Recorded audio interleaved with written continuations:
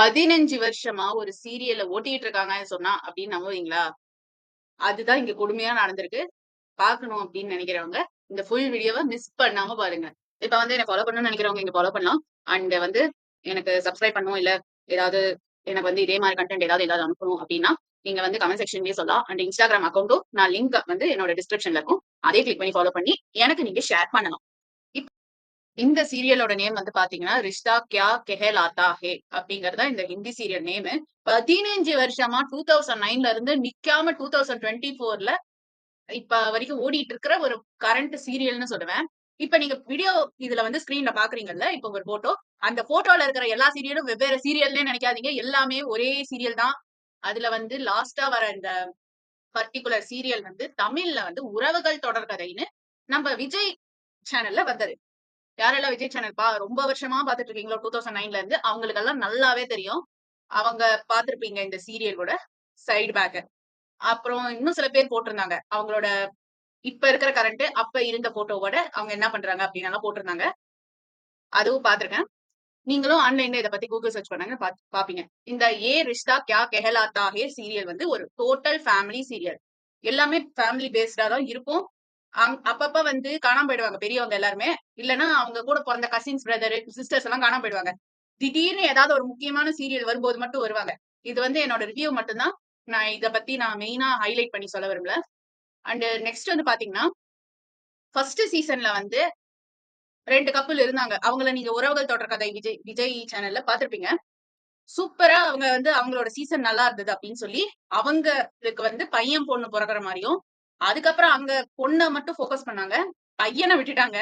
அதுக்கப்புறமேட்டு மறுபடியும் அந்த பொண்ணுக்கு கல்யாணம் ஆகி, அந்த பொண்ணு செத்து போயி, அவ வந்து டூப்ளிகேட்டா மறுபடியும் வந்து, அவளும் சரி, அந்த செத்து போன அந்த பொண்ணும் சரி, ம ஒரு பொண்ணு இன்னொரு பொண்ணு, ஒரு பொண்ணு அப்படின்னு பெத்துட்டு, அந்த பேரண்ட்ஸ் இறந்து போயிட்டாங்க.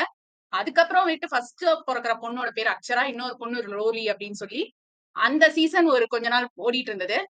அந்த அர்ச்சனா கேரக்டர் வந்து யாரெல்லாம் ரீசெண்டா கலர்ஸ் டிவி ஒரு 2 வருஷமா பாத்துட்டு இருக்கீங்க, 1 வருஷமா பாத்துட்டு இருக்கீங்களோ, அவங்களுக்கு மெயினா தெரிஞ்சிருக்கும். அந்த பொம்மி கேரக்டர்ல ஃபர்ஸ்ட் ஹீரோவ கல்யாணம் பண்ண இருந்த பொண்ணு யாருன்னு, அந்த பொண்ணு தான் இதுல வந்து அக்ஷரா, ஐ மீன் 3 ஜெனரேஷன் அக்ஷராவா நடிச்சிருப்பாங்க.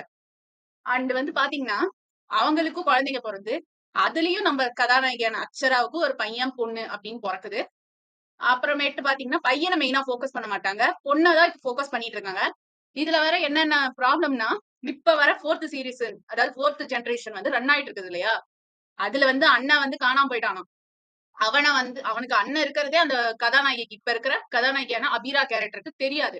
4த் ஜெனரேஷனுக்கு. சோ வந்து இவன் அம்மா மட்டும் தான் இறந்துட்டா. அப்பா வந்து எப்படி இருப்பாருன்னு கூட தெரியாது. அதனால வந்து சரி அப்படின்னு சொல்லிட்டு இருக்காங்க. இப்ப அண்ணன் கேரக்டர் அப்பப்ப வந்து வந்துட்டு போறான். இதுல ஒரு இன்னொரு ஹைலைட் ட்விஸ்ட் என்னன்னா, அந்த அண்ணன்காரன் தன்னோட தங்கச்சியோட மருமகளா போன வீட்ல இருக்கிற ஒரு பர்ட்டிகுலர் நாத்தனார தான் நம்ம லவ் பண்றோங்கிற விஷயம் தெரியாம லவ் பண்ணிட்டு, அதுக்கப்புறம் நீ வேணான்னு சொல்லி உதறி போற மாரி ஒரு கேரக்டர் ஒண்ணு பண்ணியிருக்கான். எனக்கு அது என்ன சொல்றதுன்னு தெரியல. நீங்களே பார்த்துட்டு சொல்லுங்க. இது வந்து Hotstarல ஓடிட்டு இருக்கு. இந்த இது 15 வருஷமா இந்த இது ஓடிட்டு இருக்கு. ரிஷ்தா கியா கெஹலாத்தா ஹே அப்படிங்கிற சீரியல் பாக்குறவங்களுக்கு மோஸ்ட்லி தெரியும். ஆனா தமிழ் சீரியல்ல பாதியிலேயே நிறுத்திட்டாங்க. ஏன் அப்டின்னா, ஒண்ணு வந்து கொஞ்ச நாளாவே வந்து இந்த ஹிந்தி சீரியல் ரொம்ப போடுறனால, தமிழ் டைரக்டர்ஸ்க்கு, தமிழ் ஆக்டர்ஸ்க்கு வாய்ப்பு கிடைக்கிறது இல்ல. சோ வந்து இந்த மாரி போடாதீங்க அப்டின்னு சொல்லி ஒரு பிரச்சனை போயிட்டு இருந்திருக்கும் போல இருக்கு. இன்னொரு பிரச்சனை என்னன்னா, டப்பிங் ஆர்டிஸ்ட் வந்து அவ்வளவா கிடைக்கிறது இல்ல போல இருக்கு. அதனாலயும் சரி, நம்ம தமிழ்ல அவங்களோட கல்ச்சரையே நம்ம டப் பண்ணி போடுறத நிறுத்திருப்பாங்க போல இருக்கு. அப்படியே கிடைச்சாலும் அவங்க அதிகமா சேலரி கேட்கறாங்க போல இருக்கு. ஆக்டருக்கு, அப்புறம் டைரக்டருக்கு லெவலோட கேட்கறாங்க அப்படி போல இருக்கு. அது ஒரு இஷ்யூவா இருக்கலாம்.